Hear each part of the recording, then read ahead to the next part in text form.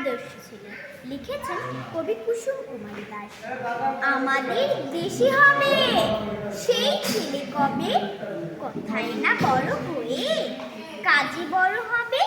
মুখে হাসি, মুখে বল, তেজে ভরা মন, মানুষ হইতে হবে তারপর। বিপদ আসিলে কাছে হও আগুয়ান, নাই কি শরীরে তব রক্ত মাংস প্রাণ। হাত পা সবারই নিচে কেন ভয়, চেতনা রয়েছে যার সে কি পড়ে নয়। সে ছেলেকে চায় বলো কথায় কথায়, আসে যার চোখে জল, মাথা ঘুরে যায়।